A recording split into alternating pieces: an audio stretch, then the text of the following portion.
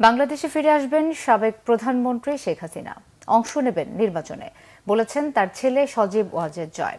শেখ হাসিনা ভারতে পালিয়ে যাওয়ার 3 দিনের মাথায় নিজের দেয়া আগের বক্তব্য থেকে সরে এসে এমন দাবি করলেন তার ছেলে সজীব ওয়াজেদ জয়। এদিকে শেখ হাসিনার বিষয়ে ফোন আলাপ করেছেন যুক্তরাজ্য ও ভারতের পররাষ্ট্রমন্ত্রী।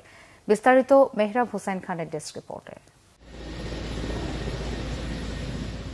ছাত্র জনতার বিক্ষোভের মুখে গত 5 আগস্ট ভারতে পালিয়ে যান শেখ হাসিনা।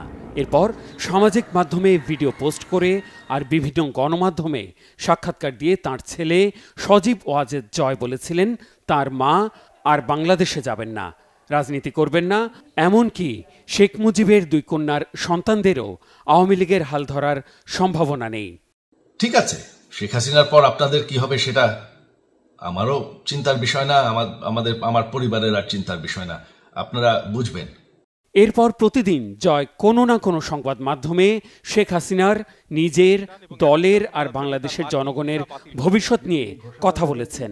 ধীরে ধীরে পাল্টেছে তার বক্তব্য, নমনীয় হয়েছে দেশবাসীর প্রতি বিরূপ মনোভাবের, সরেছেন রাজনীতি নিয়ে কট্টর অবস্থান থেকে।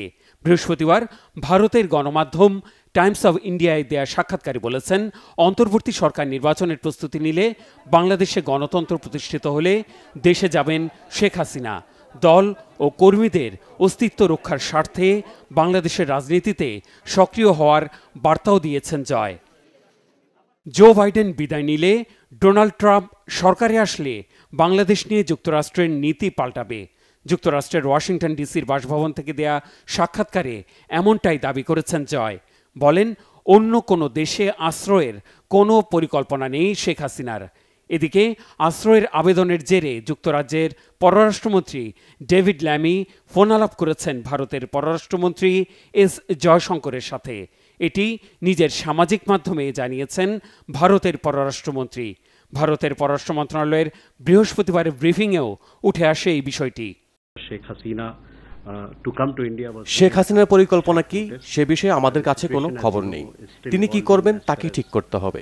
তার পরিকল্পনার বিষয়ে আমার মন্তব্য করা ঠিক হবে না। ওই সংবাদ সম্মেলনে জানানো হয়, শেখ হাসিনা এবং বাংলাদেশের উন্নয়নের বিষয়ে আলোচনা হয়েছে। এর বাইরে শেখ হাসিনাকে নিয়ে 2 পররাষ্ট্রমন্ত্রীর ফোনালাপের বিষয়ে বিস্তারিত কিছু জানানো হয়নি। Mehrab Hossain Khan, Bangla vision news desk.